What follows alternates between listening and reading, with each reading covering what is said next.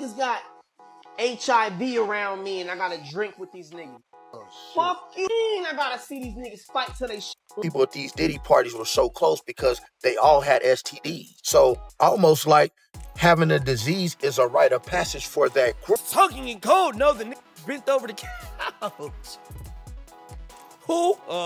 Meek Mill? Orlando Brown is trending again, and this time it doesn't feel like the usual wild clips or random talk meant to go viral. He's calmly dropping names, drawing lines between certain rappers and Sean Combs, and the reaction online is tense, nervous, and loud. The way he tells it, these exclusive industry parties involve serious claims that people are now dragging back into the spotlight, and folks aren't sure how to process it. What really shakes people up is Orlando hinting that some of those involved allegedly worked overtime to keep things quiet, even from partners and close circles. That's the part that makes viewers lean in. Everyone knows the entertainment world can be messy, but this feels deeper, more personal, and way more uncomfortable than the usual gossip.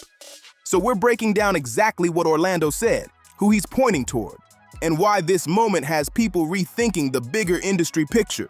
Did you at any point feel like you needed to get tested after that, after finding out that you were just like, there was multiple? Nah, because I didn't find out to the trial. Now let's be real for a second. A lot of people instantly label Orlando as unreliable and brush everything off as stories. But when you slow down and look at timelines, names, and past connections, some details line up more than critics want to admit. That doesn't mean everything is fact, but it does mean it's not as easy to ignore as people pretend. For example, in this latest interview, Orlando claims he first crossed paths with Diddy when he was around 15 or 16. And that detail alone has reignited heavy discussion online. People are now revisiting old footage, old photos, and old industry patterns, trying to connect dots that were ignored for years. If Orlando's timeline is accurate, that would place him around 15 years old in 2002, and that's where things start raising eyebrows fast. How old were you when you met him? Like 16, 15? Okay. If that year matters, because it lines up with all that. When Sean Combs appeared on the show during the same period Dan Schneider was serving as executive producer. That overlap alone has people doing double takes. At the same time, Orlando was connected to Nickelodeon through Maniac Majee, meaning their paths could realistically have crossed behind the scenes or around the network. That's not a wild reach. That's basic timeline math. And when people rewatch Diddy's All That appearance today, the tone hits very differently than it did back then. In that episode, two young characters, played by Jack Dina and Brian Hearn, try waking up their friend, portrayed by Shane Lyons. And he's still sound asleep. What are we gonna do? I don't know. You know, in situations like this, I always ask myself, what would P. Diddy do? Well, what would P. Diddy do? Well, I don't know. Hey, let's ask him. Oh, okay. P. Diddy? What's up? We can't wake up Shane. You try symbols? Yep. What about sour milk? Didn't work. Tell you what, take this toy helicopter, put it down his pants. All right, we'll do it. We'll do it. Come on, put it in.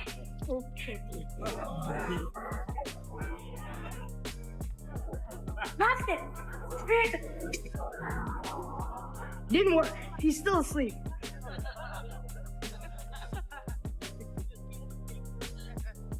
Try this. Shall I? By all means.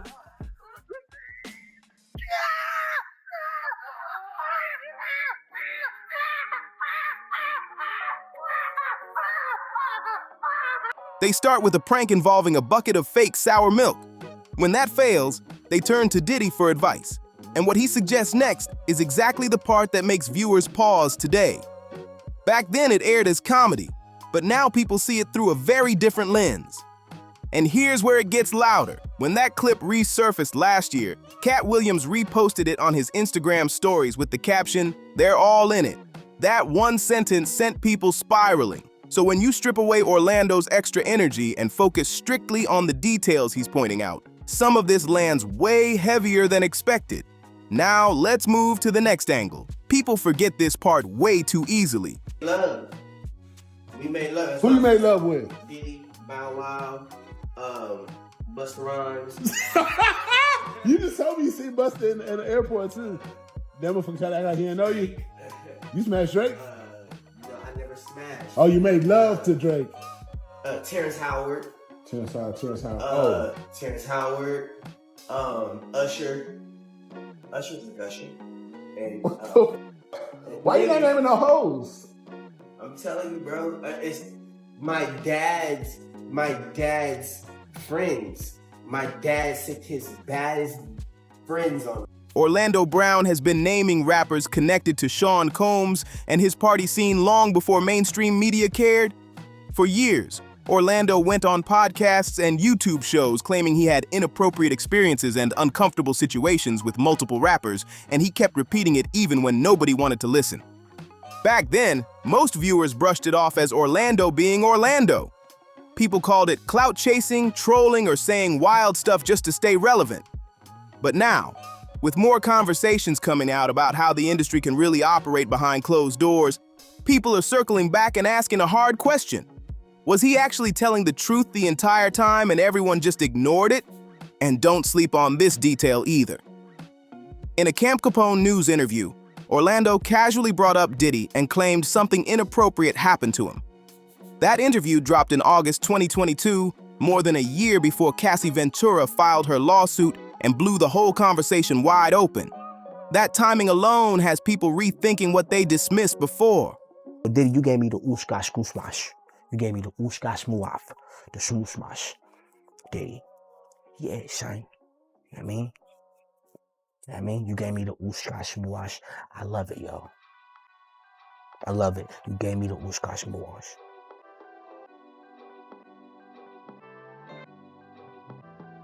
And you know what I'm talking about, Diddy?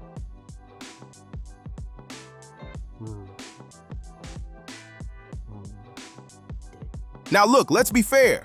Orlando's public behavior sometimes makes it hard to take him seriously, and that's a fact. But if you watch his smaller interviews that never went viral, the tone is completely different. No chaos, no exaggeration, just calm and clear talking. It starts to feel like the extreme behavior is something he switches on when attention is the goal. There's one moment that really stands out. In a serious sit-down, Orlando spoke directly to young people about the entertainment world, and he got emotional fast. No jokes, no shock lines, just visible pain. He warned kids to avoid the industry, choose safer paths, and build real futures, and you could see every word hit him deep. In this newest interview with Emmanuel Romanes, Orlando Brown kept switching between his loud, unpredictable energy and a much calmer, serious tone. But the moment Romanes asked whether he speaks in code, Orlando locked in fast. He dropped the jokes, leaned forward, and made it clear people should take his words exactly as he says them. No decoding needed. Something that you could say to the kid that's like right now in the hood, wants to be an actor, you know what I mean, wants to pursue that goal, but really don't know how to get started. Don't do it. Don't do it? Nah, you don't want to be no actor. You don't want to be no singer. You want to be an astronaut. You want to be a scientist.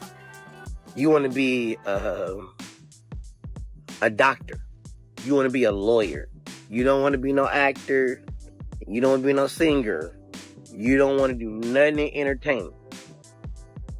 Focus on things that are natural and that are from God. God-given things that you can do if you just apply your mind.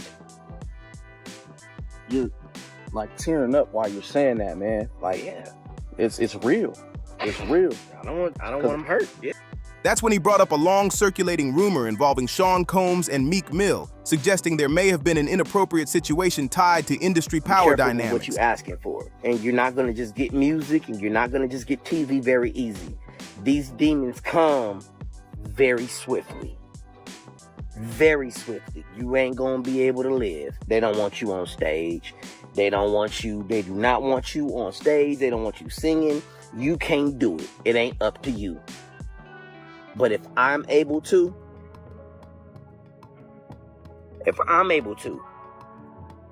that means that I fuck. And this wasn't some random reach. Orlando has pointed at Meek before, specifically when talking about Diddy, and he stayed consistent on that angle over time.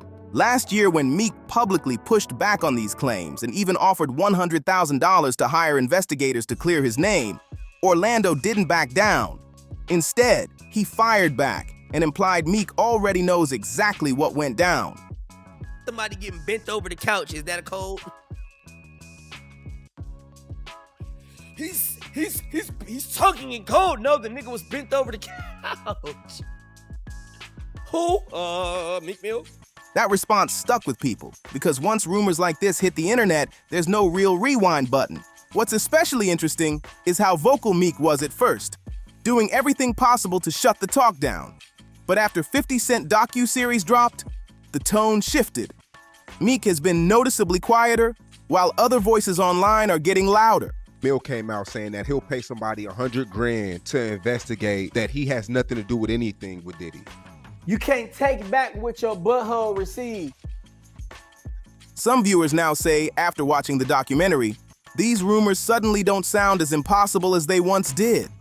One name that keeps popping up is Sino, who recently stirred things up in an interview by making a bold claim about Meek Mill and his connection to Sean Combs. Sino straight up said Meek was basically hanging around Diddy's circle non-stop, using the word groupie to describe how close he stayed. Fanned out. Meek's a real groupie. He famous, but he a groupie. You notice he everybody in the other states and dick jump around and all that. He want to be in Philly. He want to be down, right? That's why people in Philly, they're not famous enough. You notice anytime somebody in Philly start popping, he want to come. He's a cheater. So you think him and Diddy did have some sex relations? That's why you think he was acting so nervous when he know Temptations coming out. But in our recent interviews, you said that you don't think Meek did any gay stuff with him, though. What makes you change? What makes you change that? What do you think? Do you think Diddy tried to persuade Meek in any way to do things that he did? I think he hit Meek and had him on tape and used it as like, or had Meek doing something on tape or something, doing something. Remember when the tape was coming out, he was acting real weird. His exact words were, "Meek's a real groupie. He famous, but he a groupie. He always want to be affiliated. He want to be down." And that quote spread fast online. But it doesn't stop there. Orlando also hinted at health-related rumors tied to those private party scenes. And to be very clear, that part lives strictly in internet talk and unverified claims, not confirmed facts. Still, once those kinds of allegations hit the timeline, they move quick. That's why people are now rewatching Orlando's old interviews with a completely different mindset. And Orlando isn't alone in this space either. He's got HIV around me and I gotta drink with these. Oh shit. You mean I gotta see these till they shit blood? What you mean? Ugh. All right, now you understand where I'm coming? They don't owe me. Jaguar Wright has made similar unproven statements, claiming she knows multiple industry men who were affected by that same scene. Again, nothing confirmed, just allegations, but the overlap is what has people talking.